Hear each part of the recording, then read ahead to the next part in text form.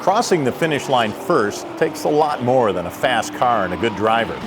It takes a crew that can analyze an ever-changing track, knowing where the bumps and dips are, the condition and makeup of the surface, and how the sunlight and air temperature change the performance of the car. Then come the precise adjustments and setup that can make the difference between coming in first or last.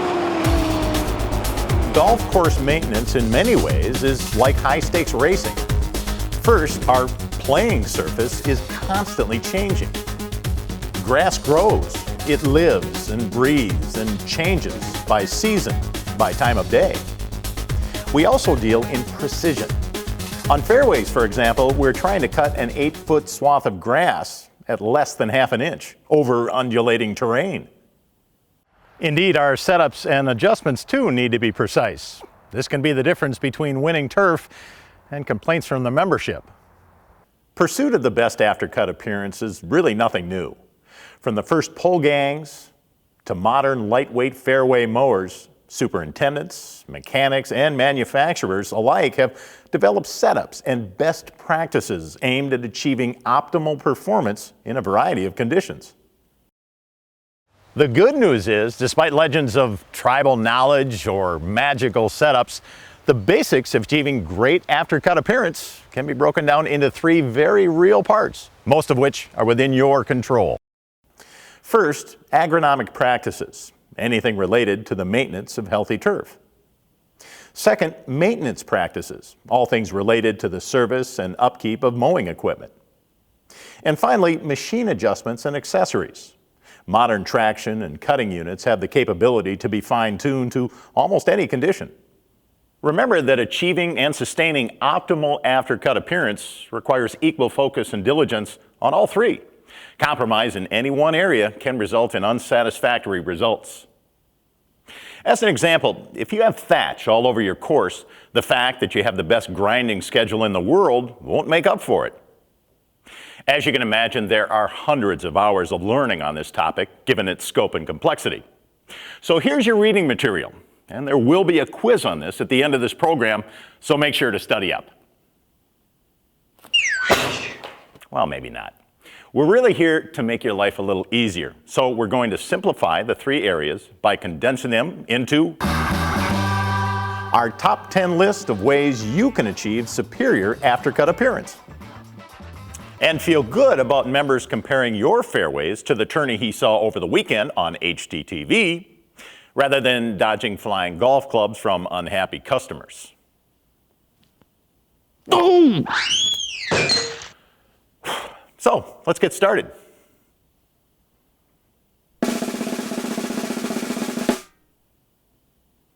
Consistency, consistency, consistency. It may seem obvious, but if you want all 5 cutting units within a traction unit to cut as one, they all need to be set up the same. Likewise, if you want all traction units within your fleet to cut the same, they also need to be set up the same. Remember that we're dealing in precision. Modern mowers perform optimally when they are set up, maintained, and used in the manner in which they were designed. Some common pitfalls of machine setup include trying an adjustment on one cutting unit or traction unit and not changing it back, or at least changing the others to match. Mixing hardware. For example, using different bedknife profiles or roller packages within a traction unit will create a variation in cut. Ignoring routine maintenance. How do you suppose your car would perform if one tire had 20 less pounds of pressure than the others? Or if the engine idle was 1,000 RPM higher than it was supposed to be? You could drive it, but it wasn't designed to perform its best in that fashion. Modern fairway mowers are the same. If things have gotten a little out of control, or you can't remember what settings were changed to what, setting the cutting units and traction units back to the original factory settings is a great place to start. Check your manual or the setup section of this presentation for details on how to do this. Meanwhile, here are a few simple setup items you can quickly and easily check. On the traction units, ensure correct and consistent tire pressure.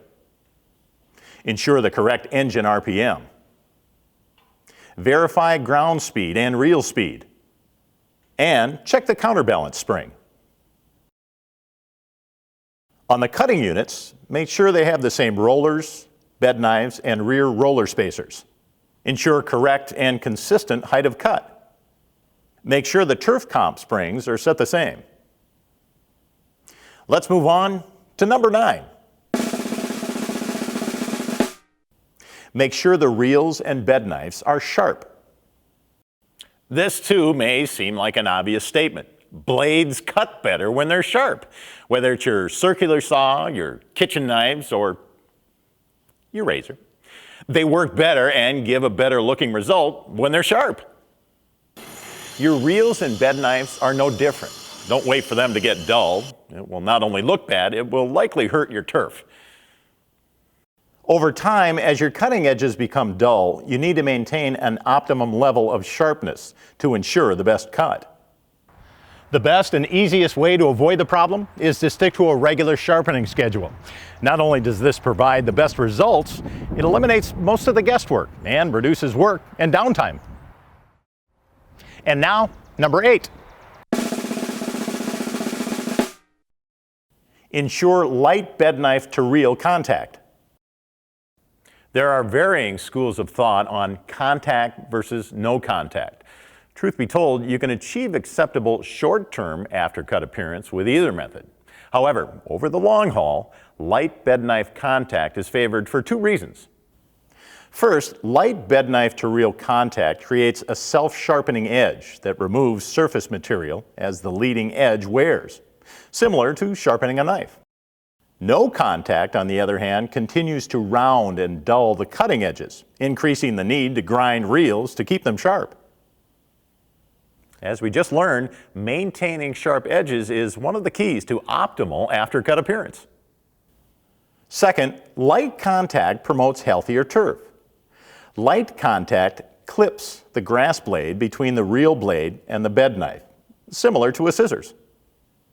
No contact tears the grass blade, which can actually yellow the turf due to damage, and in turn can promote disease. Grass plants don't like to be cut. Mowing is a significant stress because it wounds the tissue. Iowa State did a great study a few years back that confirmed, first of all, that mowing is a significant stress and there is a plant response to the wounding.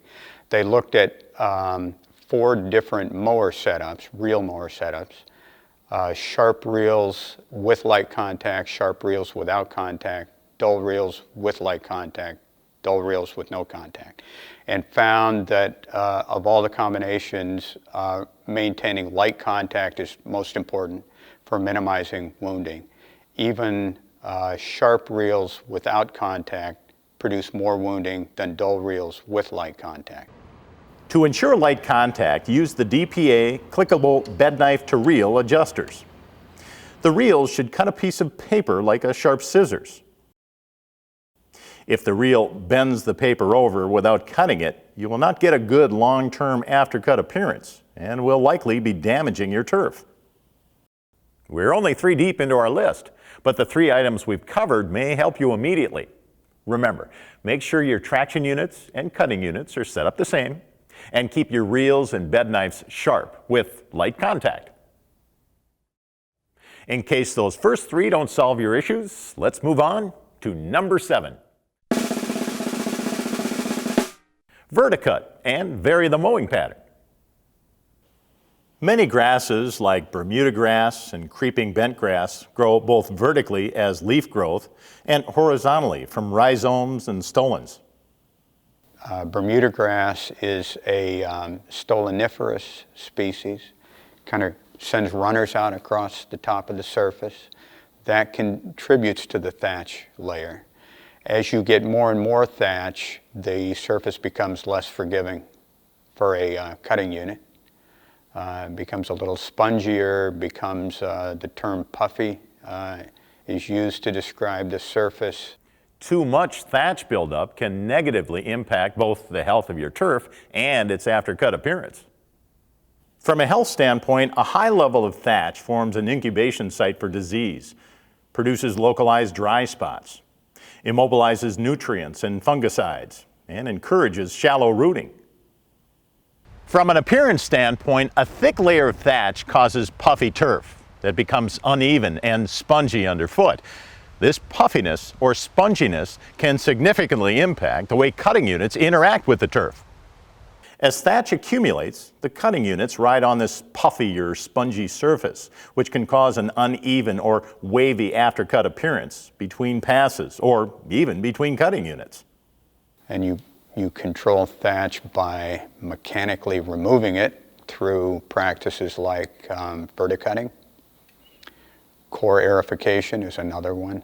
Using attachments like groomers and setting groomers to be a little bit aggressive down into the canopy tends to stand up the leaves. Another turf issue that affects the visual quality of turf as well as playability and ball roll is grain. Grain is the turf condition where leaves and shoots on the surface are all growing in a prostrate manner, oriented in the same direction. The primary cause of grain is mowing pattern, although other factors such as surface water flow can also influence grain. While some clubs prefer to burn in a certain striping pattern, consistently mowing in the same direction or pattern causes the turf canopy to grow prostrate in the direction of mowing. The best practices to avoid grain is to vary mowing patterns and to use groomers on cutting units. On the other hand, the turf surface can be intentionally conditioned to lay one way or the other to create striping on fairways or sports fields.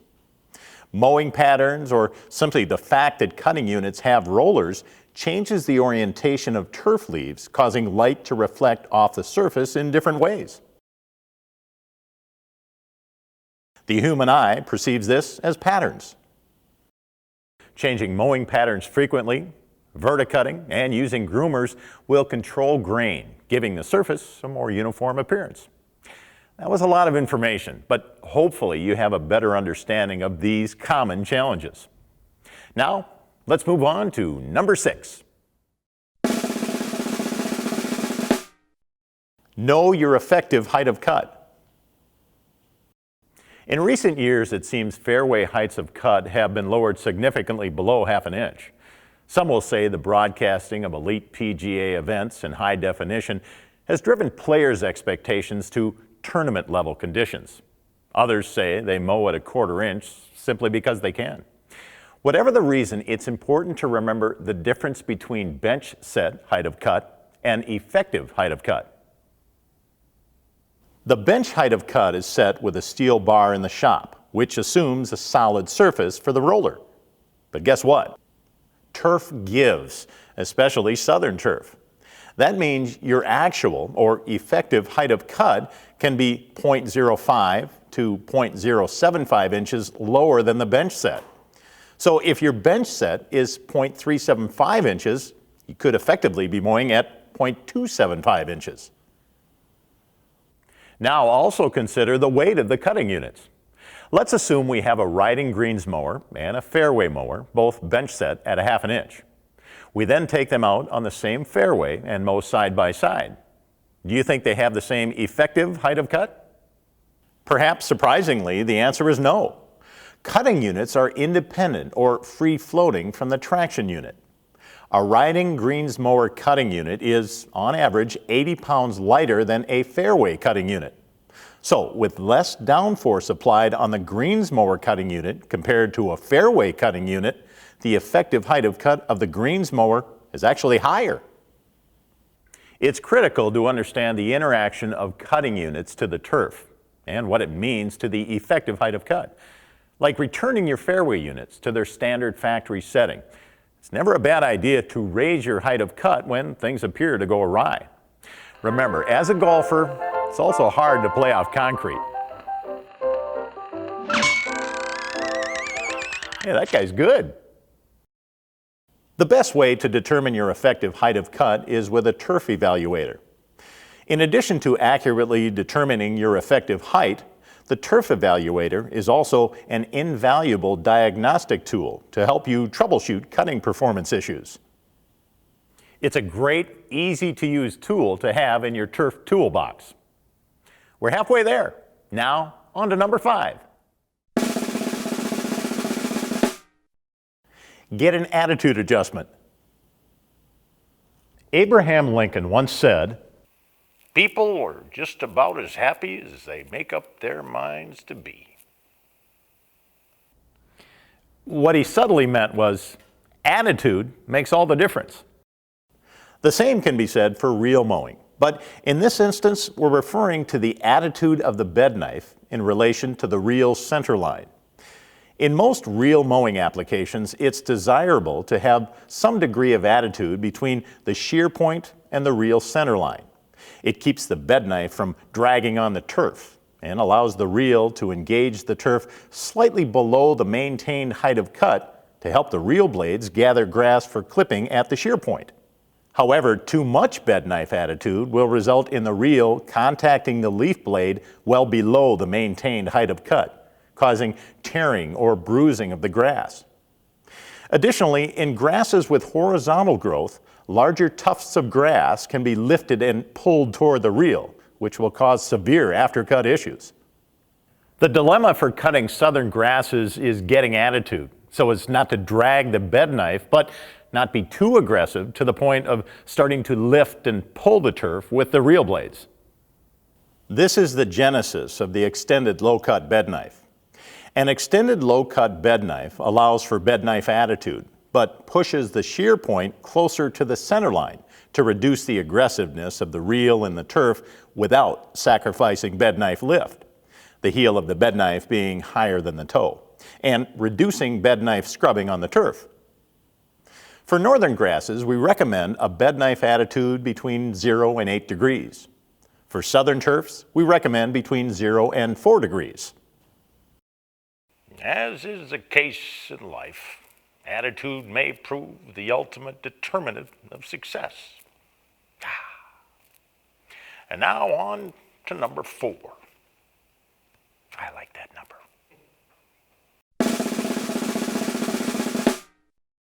Match your mowing frequency to your height of cut. One of the first principles a turf student learns is the 1/3 rule of cutting grass. Never cut off more than 1/3 of the height of cut in one mow. It can significantly damage the leaf tissue, which can cause severe aftercut appearance. Have you ever stopped to think about how much 1/3 height of cut actually is? At a 3/8 inch height of cut, you would have to cut the grass when it grew another 1/8 of an inch, or when the turf reached a 1/2 inch. Now consider how fast grass grows. In the peak of growing season, Bermuda grass may grow up to 1/8 of an inch in a 24-hour period. The recent trend of lowering fairway heights of cut has presented challenges because often the frequency of mowing hasn't changed. A Monday, Wednesday, Friday mowing schedule at 3/8 inch height of cut in the heart of growing season will likely cause aftercut issues, especially on a Monday after 72 hours of growth. When mowing at low fairway heights of cut, maintain the 1/3 rule to ensure good aftercut appearance. Now, on to number 3. Choose the optimal clip rate. There are 4 factors that affect clip rate. The first is ground speed, how fast the traction unit is moving forward. Second is reel speed, how fast the reels are spinning. The third is height of cut. And finally, the number of reel blades on your reels. Some operators automatically increase the reel speed thinking faster is better. Not the case. Toro has taken the guesswork out of figuring out optimal clip rate by providing you with this handy chart located right under the seat. You know the 3 inputs needed to use the chart. You know your ground speed, you know your height of cut, and you know the number of reel blades on your reels. All you have to do is find the recommended reel setting and dial it in. During the reel mowing process, the bed knife pushes the grass forward, and the reel blade acts as a rake to gather the grass up and back toward the bed knife. Optimum clip rate is achieved when both sides create small even gatherings that are then cut. The result is a small unnoticeable scallop that results in an even aftercut appearance.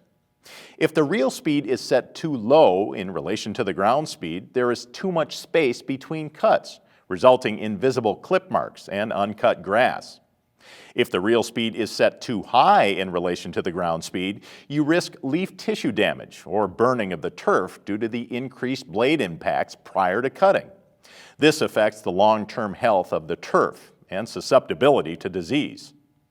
Toro's reel speed control system was engineered to simplify this setup process to give you the optimum aftercut appearance for your turf and greatly reduce the risk of damage due to incorrect settings or operator error.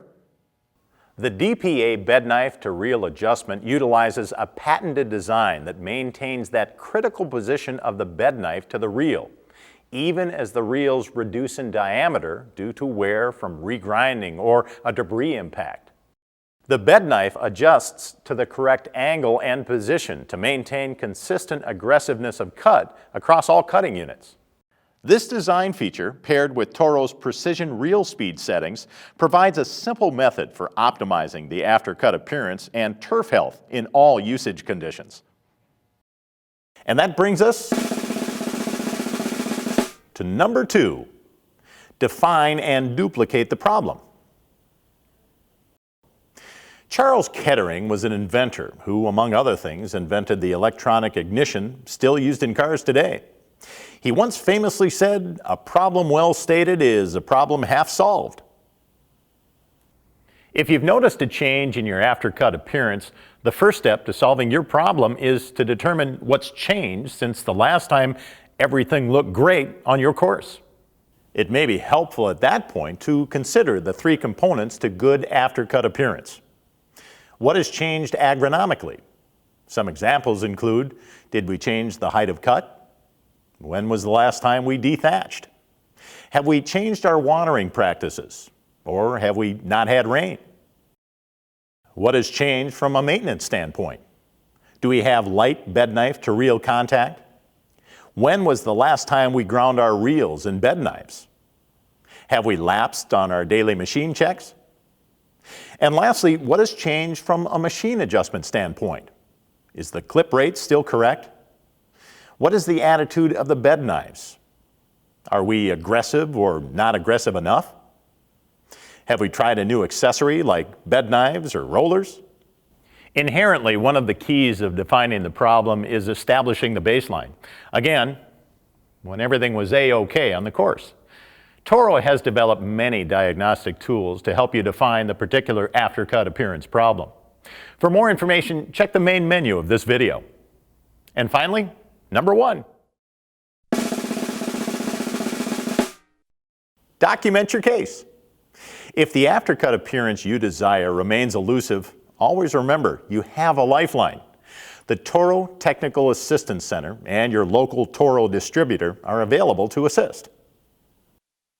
Keep in mind, if we don't know you have a problem, we can't help. So communicate early and communicate often. To help us help you, a good definition of the problem will speed things up. The more accurate notes you have, the sooner we can work together to solve issues and prevent them from happening again. There it is, our top 10 list of ways to get your turf looking the best that it can. As we said up front, excellent aftercut appearance has been the pursuit of superintendents and manufacturers alike since the invention of reel mowing. Without question, technology has increased our ability to manicure our turf like never before. But the basics of reel mowing and good aftercut appearance have remained the same. Start with our top 10 list and see if it makes a difference in your turf. Thanks for watching.